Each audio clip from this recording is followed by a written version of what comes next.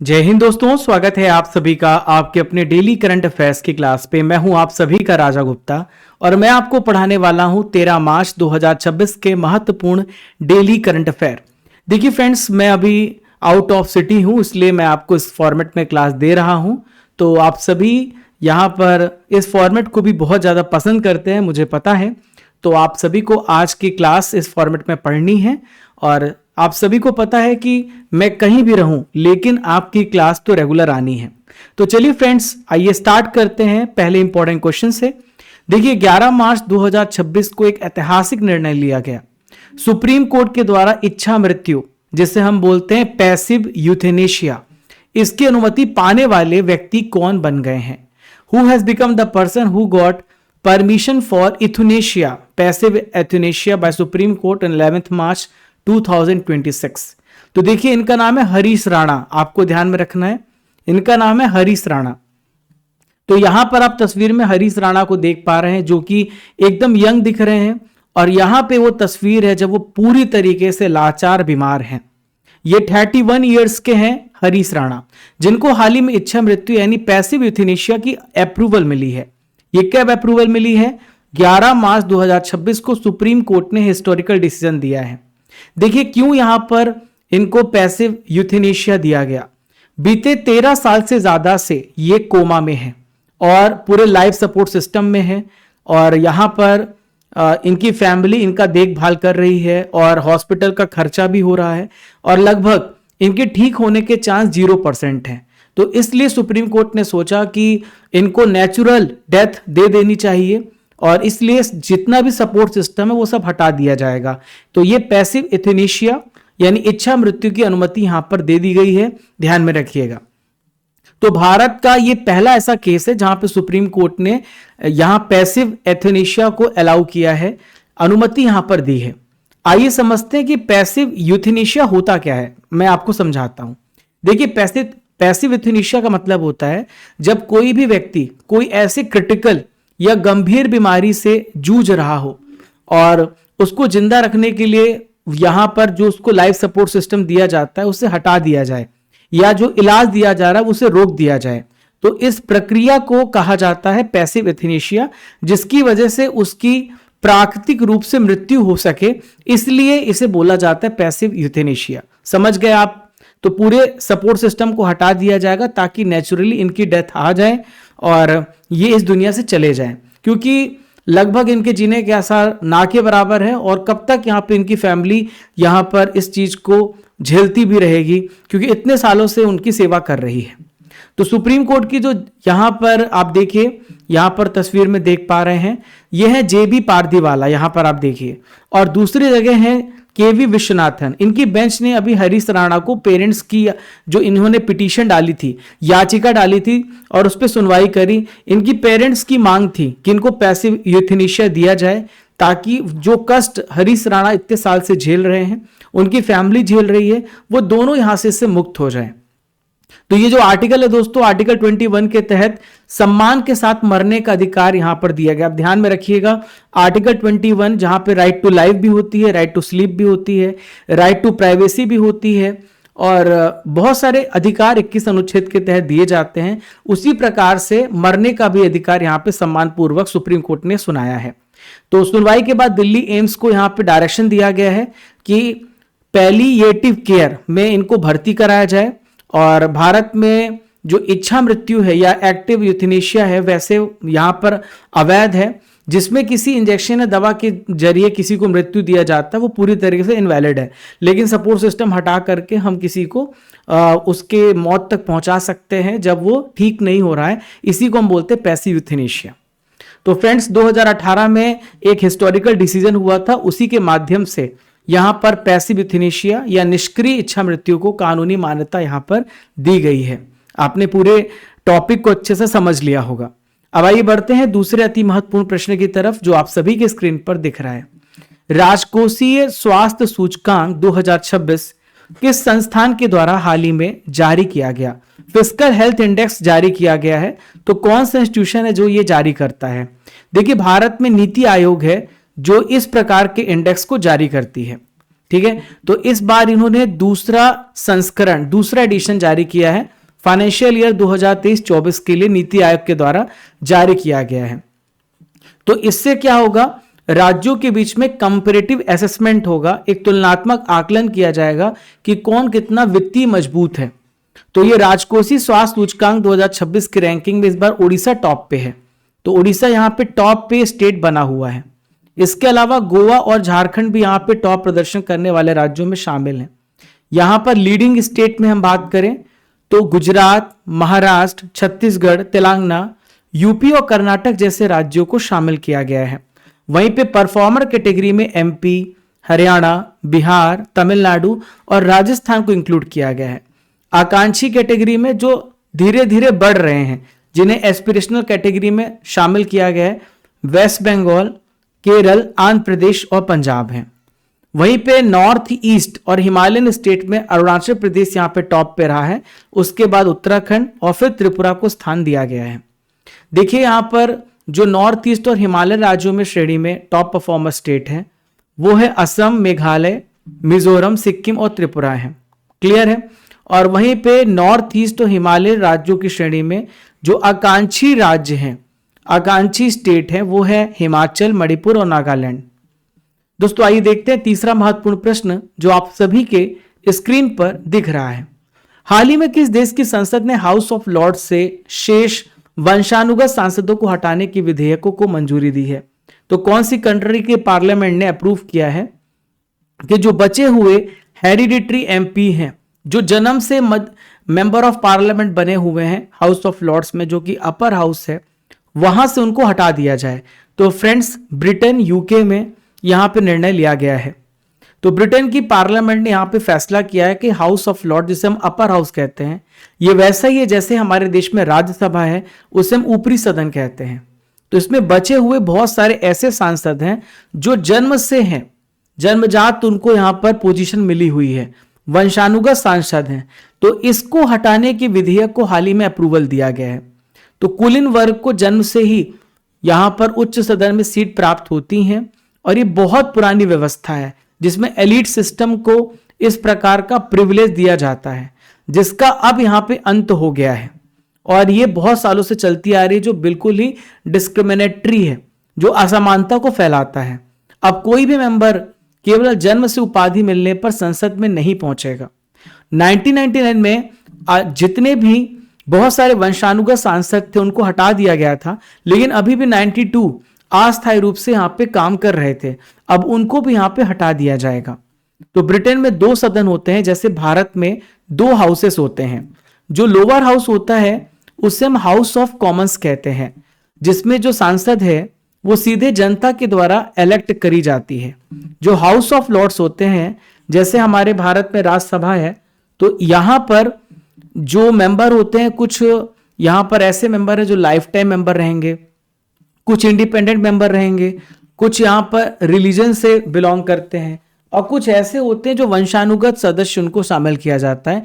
इन्हें को पूरी तरीके से यहां पे खत्म कर दिया जाएगा और ये इलेक्ट नहीं होते हैं। क्वेश्चन नंबर 4 आप सभी के स्क्रीन पर आइए देखते हैं। क्वेश्चन नंबर 4 ये रहा।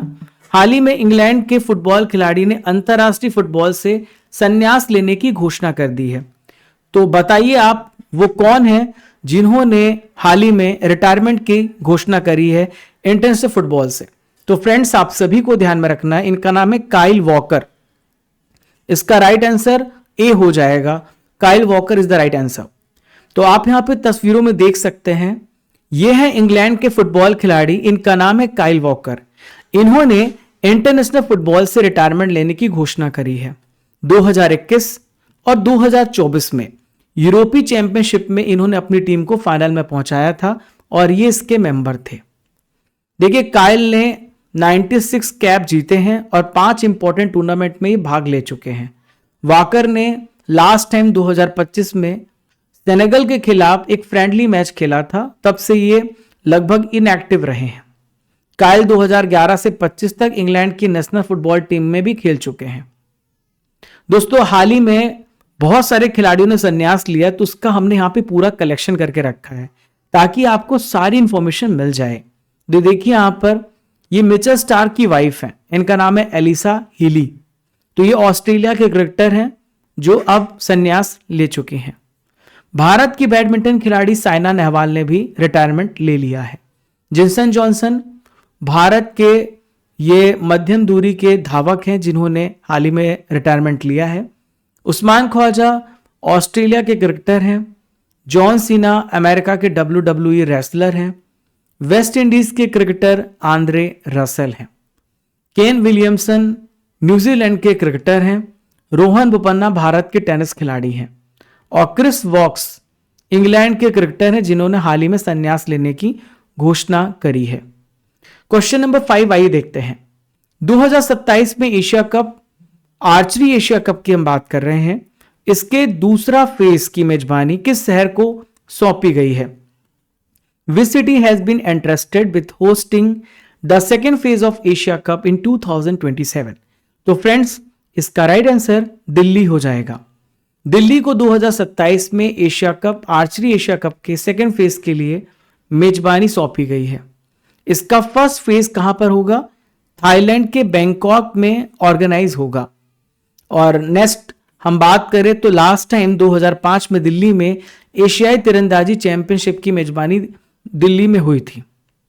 तो यह घोषणा जो है, ये विश्व तीरंदाजी एशिया कप के जो अध्यक्ष हैं, इनका नाम है राजिब उद्दीन अहमद चापोल। इन्होंने कोलकाता में अभी आए हुए थे 3 दिन के लिए, तभी इन्होंने इसकी अनाउंसमेंट करी है। हाल ही में बहुत सारे कंपटीशन होने वाले हैं, वो भी मैं आपको पूरी डिटेल्स दे देता हूं। तो एशियाई राइफल पिस्तौल शूटिंग चैंपियनशिप 2027 में भारत में होगा। 23वां राष्ट्रमंडल खेल ग्लासगो स्कॉटलैंड में होगा। 23 नंबर का फीफा फुटबॉल विश्व कप अभी इसी वर्ष अमेरिका, मैक्सिको, कनाडा में होने जा रहा है। 24 नंबर का फीफा वर्ल्ड कप 2030 में मोरक्को, पुर्तगाल और स्पेन में होगा। 25 नंबर का फीफा वर्ल्ड कप 2034 में सऊदी अरब में होगा।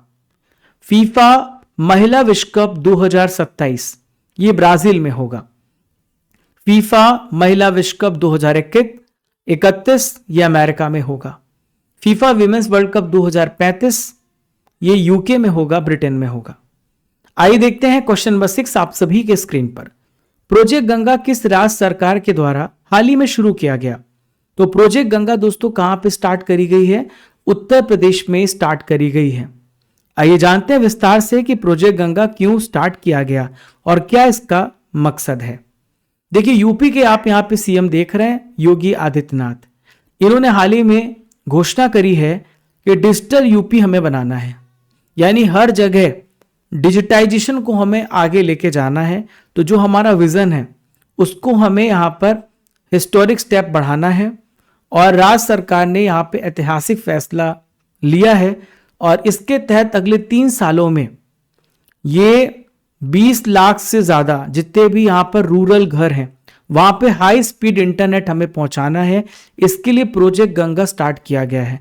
तो आप कंफ्यूज मत होइएगा कि यहाँ पे गंगा की सफाई की हम बात कर रहे हैं। प्रोजेक्ट गंगा का मतलब है हाई स्पीड इंटरनेट कनेक्टिविटी। देखिए फ्रेंड्स, यहां पर मैं 12 मार्च 2026 के जो हमारे प्राउड चैंपियन हैं उनका मैं नाम ले रहा हूं। तो बादल कुमार ने यहां पे टॉप किया है। प्रतीक साहा, उमेश, संध्या, सोहानी, अभय, हरीश, स्वाति, गुमनेक और अरुण गुप्ता, आप सभी टॉप 10 टॉपर हैं। इसी प्रकार से आपका नाम आ सकता है। आप सभी डेली टेस्ट दीजिए, टेस्ट सीरीज में जाकर एप्लीकेशन डाउनलोड करिए, वहां पे आपकी रैंक पता चलती है।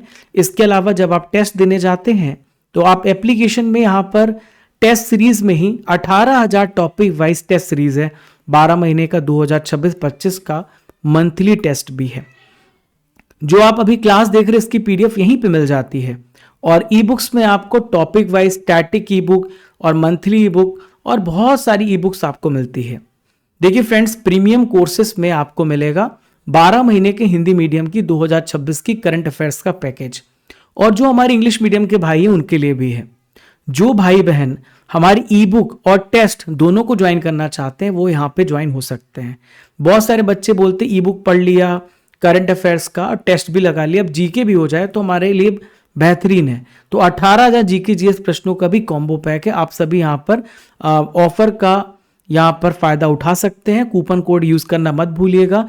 2025 की भी टेस्ट सीरीज है और हमारी अर्जुन जीएस फाउंडेशन बैच है जहां पर आप 11 विषय पढ़ेंगे और इसके साथ 18,000 जीके जीएस फ्री है, 2 साल का मंथली टेस्ट फ्री है, 2 साल का मंथली बुक फ्री है। फरवरी महीने की बुक भी है। आप टेलीग्राम चैनल राजा गुप्ता करंट अफेयर, हमारे व्हाट्सएप इंस्टाग्राम से भी जुड़ सकते हैं। तो फ्रेंड्स आइए देखते हैं क्वेश्चन नंबर 7 आप सभी के स्क्रीन पर जो दिख रहा है। हाल ही में किस देश के सैन्य शासक कर्नल माइकल रेंड्री-निरीना ने प्राइम मिनिस्टर और मंत्रिमंडल को बर्खास्त कर सरकार यहां पे भंग कर दी है? तो किस कंट्री के मिलिट्री रूलर है कर्नल माइकल रेंड्री-निरीना? तो देखिए आप यहां पर इसका राइट आंसर हो जाएगा मेडागास्कर। तो मेडागास्कर के ये सैन्य शासक हैं जिन्होंने प्राइम मिनिस्टर और इसके अलावा उनके कैबिनेट को बर्खास्त करके सरकार को ही भंग कर दिया है। तो यहां पे आप तस्वीरों में इनको देख पा रहे हैं। ये मेडागास्कर के मिलिट्री रूलर हैं जिन्होंने हाल ही में, जो प्राइम मिनिस्टर है इनका नाम है हेरिंट सलामा और यहां पे इनका पूरा नाम है हेरिंट सलामा राजा ओनारी वेलो, और इनकी जो पूरी मंत्रिमंडल कैबिनेट उनको यहां पे भंग कर दिया है। तो सरकार ने अपना कामकाज यहां पे बंद कर दिया है और संवैधानिक प्रावधानों के अनुसार यहां पे एक नया प्राइम मिनिस्टर अपॉइंट किया जाएगा। कर्नल माइकल रेंड्री-निरीना पिछले अक्टूबर में सत्ता पर ये इन्होंने कब्जा किया था, तब से थे, लेकिन अभी मिलिट्री के रूलर ने इनको यहां पे हटा दिया है। क्लियर है? चलिए तो दोस्तों यहां पर हम नेक्स्ट क्वेश्चन की तरफ बढ़ेंगे, आपके अगले प्रश्न की तरफ, पर उसके पहले मैं आपको पूरी लोकेशन बता दूं मेडागास्कर कहां पर है। तो आप ये मेडागास्कर देख रहे हैं, ये अफ्रीका कॉन्टिनेंट का मैप है, इसके ठीक ईस्ट में मेडागास्कर है। मेडागास्कर जो देश है ये अफ्रीका के ईस्ट कोस्ट में आता है और इसकी कैपिटल है एंटानानरीवो।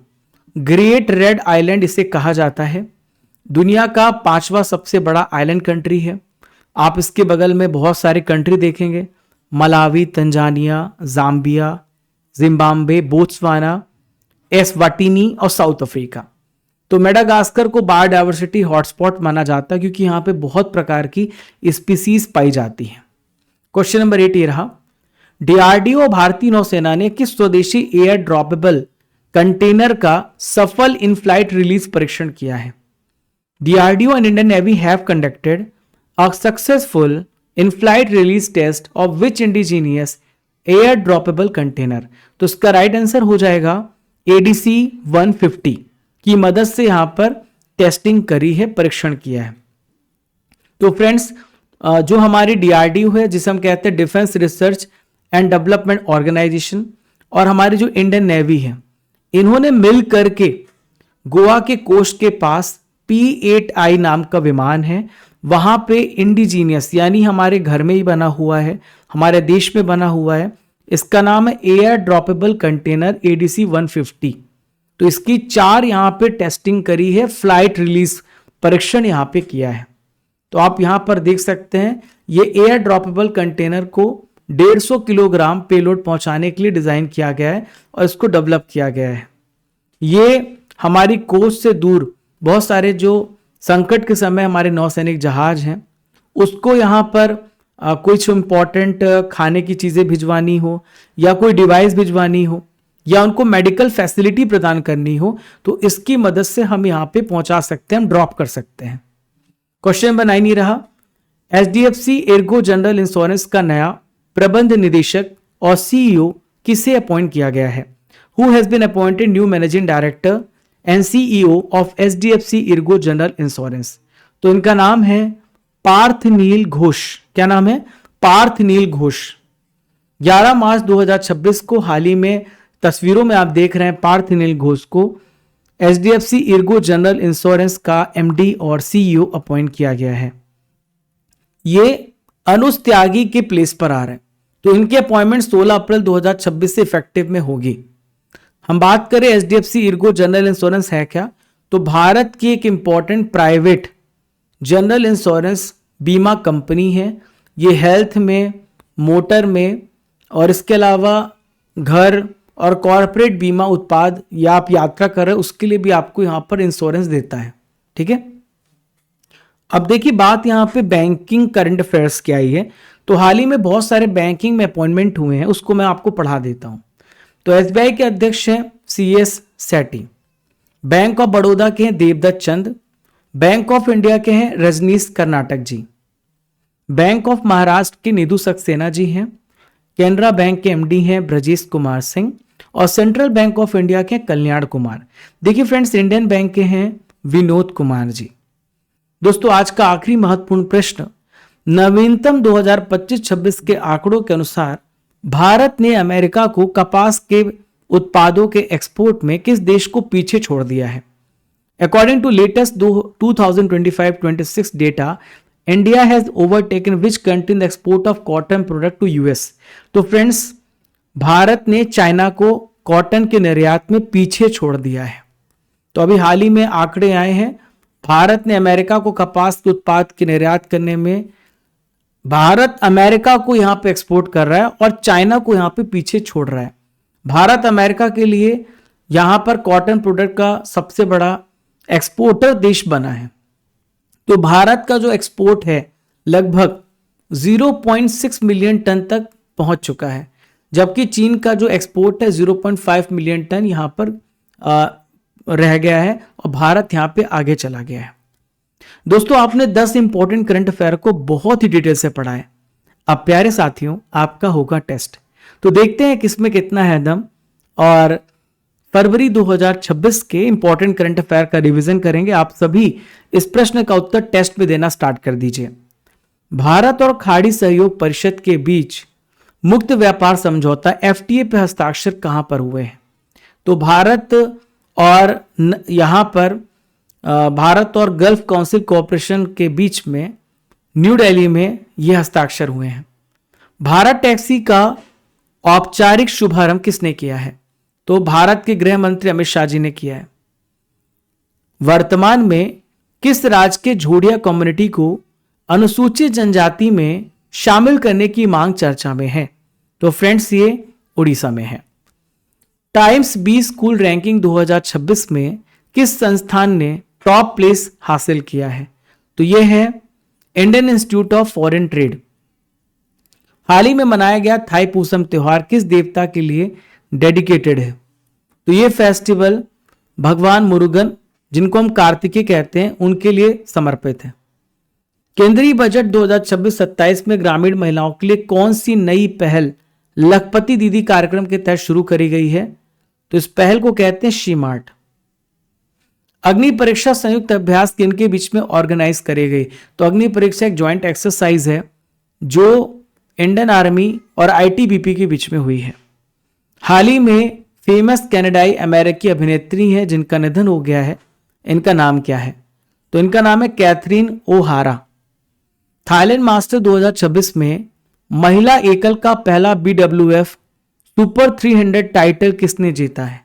तो इसे देविका सिहाग ने जीता है। यात्रियों की परिवहन के लिए हाइड्रोजन से चलने वाली बसों का यूज करने वाला भारत का पहला हवाई अड्डे का नाम क्या है? तो इसका नाम है कोचिन अंतरराष्ट्रीय हवाई अड्डा। दोस्तों, अब हम कल के महत्वपूर्ण करंट अफेयर का रिवीजन करेंगे जो आप सबने कल पढ़ा है। हाल ही में किस देश ने भारत से ब्रह्मोस सुपरसोनिक क्रूज मिसाइल खरीदने का समझौता किया है? तो हाल ही में इंडोनेशिया दूसरा देश बना है। पहले देश का नाम आप सभी को कमेंट बॉक्स पे लिखना है। हाल ही में किस एयरलाइन की chief executive officer Peter Elbers ने रिजाइन कर दिया है? तो ये इंडिगो के चीफ एग्जीक्यूटिव ऑफिसर थे जिन्होंने रिजाइन किया है। किस देश ने ईरान की महिला फुटबॉल टीम के 7 खिलाड़ी को मानवीय वीजा दिया है? ऑस्ट्रेलिया ने यहां पर इनका सम्मान किया है। BCCI ने टीम इंडिया को T20 वर्ल्ड कप 2026 जीतने पर कितने करोड़ रुपए का इनाम देने का अनाउंसमेंट किया है? तो इसमें 131 करोड़ रुपए देंगी। हाल ही में किस एयरपोर्ट को अंतरराष्ट्रीय हवाई अड्डे का दर्जा दिया गया है? तो इस हवाई अड्डे का नाम है मदुरै एयरपोर्ट। केंद्र सरकार ने जल जीवन मिशन को कब तक एक्सटेंड बढ़ाने का फैसला किया है? तो 2028 तक इसे बढ़ा दिया गया है। HIV और सिफिलिस दोनों के मां से शिशु संचरण को समाप्त करने वाला यूरोपीय संघ का पहला देश का नाम क्या है? तो इसका नाम है डेनमार्क। CISF स्थापना दिवस कब मनाया जाता है? तो हर साल 10 मार्च को मनाते हैं। हाल ही में किस प्रसिद्ध इतिहासकार का 9 मार्च 2026 को निधन हो गया? तो इनका नाम है के.एन. पणेकर। हाल ही में standing committee of voluntary agencies कोवा की 35वीं बैठक की अध्यक्षता किसने करी है? तो डॉक्टर जितेंद्र सिंह ने इसकी अध्यक्षता करी है। दोस्तों ल्यूसन जीके के हम डिस्कस करेंगे प्रश्नों को जो आपके एग्जाम में आ सकते हैं।